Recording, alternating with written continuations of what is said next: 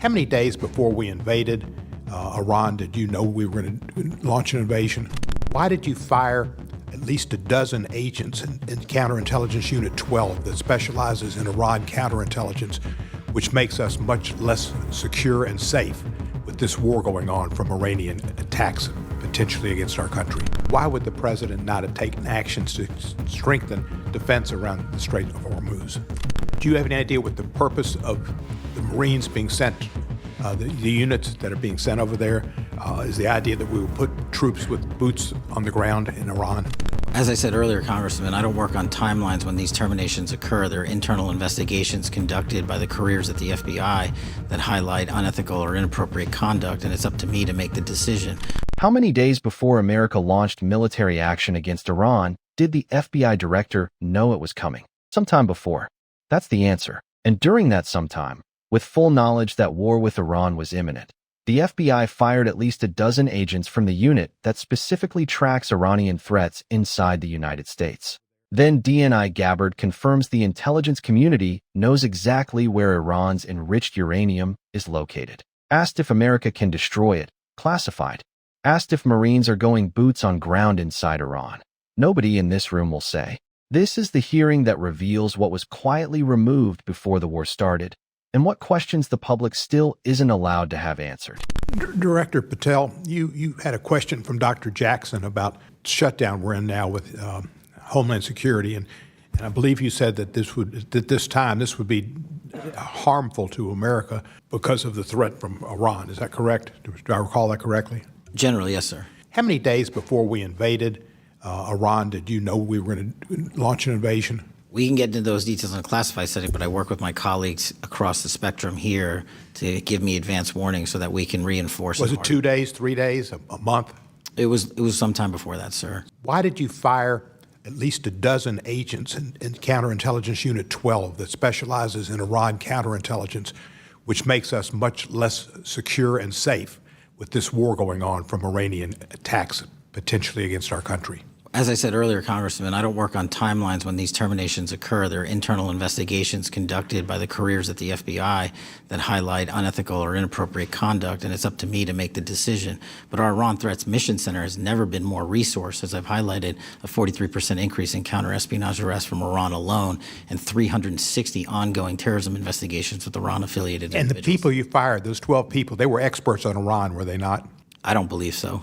They worked in counterintelligence, did they not? I'm taking you at your word, sir. I'm not familiar with every You're the single chief word. director. I'm not. You should know the answer. You fired the people. Where did they work? People were terminated for violating their ethical obligations and the high standards. Was the ethical violations that they dealt with the case of the classified documents that were found at the bathroom in Mar-a-Lago, was that the ethical issue? As I said earlier, all those matters are pending litigation, so I'm not going to comment on them. The sequencing Cohen establishes here is the entire point. And it's worth stating clearly because it gets buried in the back and forth. Patel knew military action against Iran was coming. He had advance warning. During that same window, agents from the unit specifically built to track Iranian threats inside America were removed. Cohen is asking whether those two things are connected, and Patel's answers don't close that question, they open it wider. He doesn't believe the fired agents were Iran specialists. He's not familiar with where they worked. He signed their termination letters and cannot tell Congress what unit they came from. That's not a legal limitation or a classified restriction. That's a gap in basic knowledge about decisions he personally made. Then the Mar-a-Lago question. Cohen is suggesting the real reason for these terminations wasn't ethical violations. It was their involvement in the classified documents case against Trump. Patel's response is immediate and consistent with every other specific termination question across this series. Litigation. Not a denial. Not a defense. A wall. The conversation then shifts to DNI Gabbard, and what she confirms about Iranian capabilities reframes everything Cohen just asked about. Let me ask you this question. In the intelligence community's unclassified annual threat assessment from last year, it said, quote, Iran's large conventional forces are capable of inflicting substantial damage to an attacker, executing regional strikes, and disrupting shipping, particularly energy supplies to the Strait of Hormuz. It seems the IC was entirely correct in its assessment about Iranian retaliation in the Strait. Did the IC's assessment about Iranian capabilities in the Strait of Hormuz change in the past year? No, Congressman. Does Iran still have the capability to threaten shipping in the Straits of Hormuz with missiles, mines, and small boats? Their capabilities have been largely degraded, but yes, they still have means to threaten passage through the Strait of Hormuz. And how long can they keep the strait closed? Based on current events, I'd have to get an updated assessment from the intelligence community on that. Did you have an analysis of the impact of a war on global supply chains and the price of oil and gas? I believe that assessment may have come from the Department of Treasury or Energy. It didn't come through your office.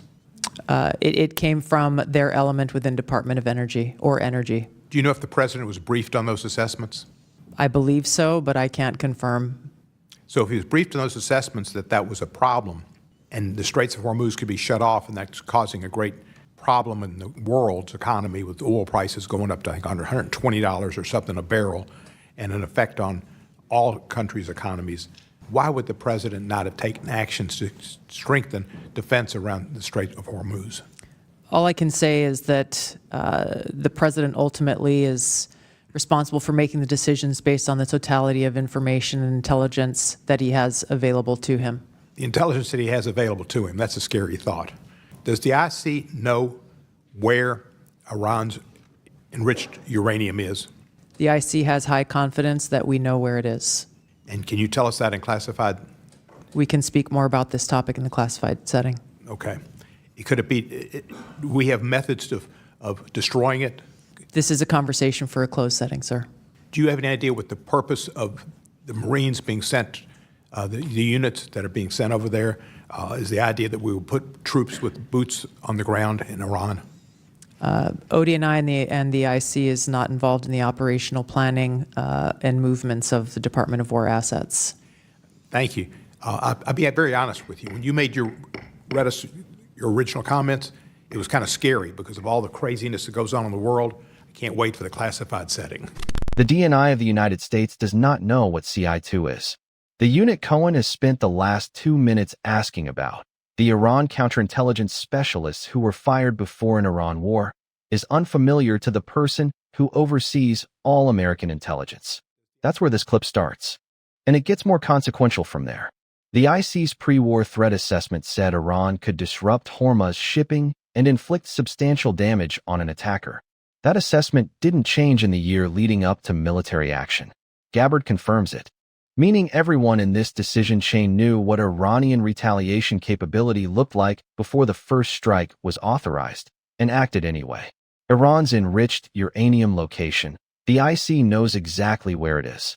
High confidence.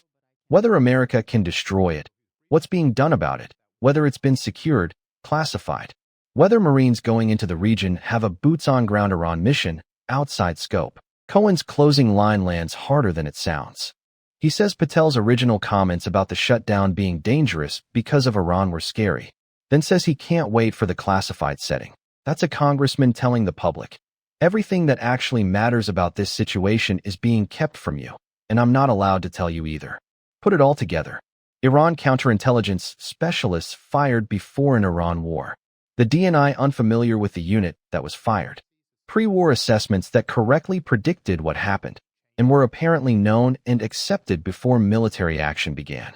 Uranium location known, destruction capability classified, Marine mission undisclosed. What this hearing produced is not answers. It's a precise map of exactly where the answers are being kept and who decided the public doesn't get to see them. Nobody would question the fact that the Ayatollah was a bad guy. Death to America, death to Israel, killing all of his citizens who protested on the street, 3,000, 9,000, whatever it was, bad guy.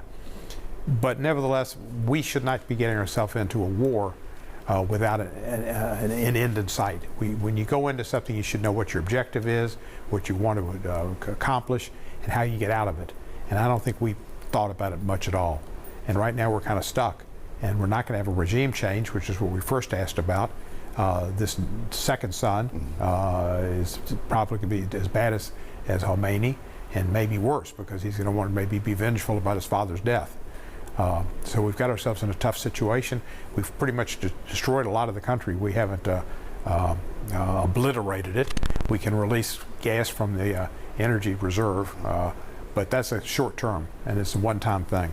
A lot of it we can't control, and as long as the Straits of Hormuz are mined and closed to transportation of freighters that carry oil, 20% of the world's oil comes out of that water, it's going to be an increase in prices. And it really benefits Russia, but it doesn't benefit the rest of the world, and the world's economy is going to be a mess. Then the stock market's going to suffer as well. In a war that was not approved by the people, but was only approved by the executive, we should have voted on it. He could have come to us and taken a vote. That happened with Franklin Roosevelt in World War II, almost unanimous vote. I think it was a unanimous vote to go to war with Japan and then later with Germany. And he came to Congress, and that's what you're supposed to do. What we're spending there is unbelievable. It's trillions of dollars, and that could do a lot for Americans. We have healthcare costs, which are going up. The Republicans didn't agree to extend the benefits that we had and responsible for the price of gas. And that's going to hurt him politically, and it's going to have him more problems with the Republican Congress. It's been turning against him some. He's lost a few votes, and he'll lose a few more. She never contributed anything that I can recall to anything that happened in Congress. She was, I think, always planning to run for governor of South Dakota, and from there she planned to be president. And she was basically running a presidential campaign on a $225 million budget that she got approved somehow or another to a company that didn't exist 7 days before it got its contract, and that one of her pals working with her at Homeland Security's husband was in charge of, and it was mostly pictures of her riding around on her horse.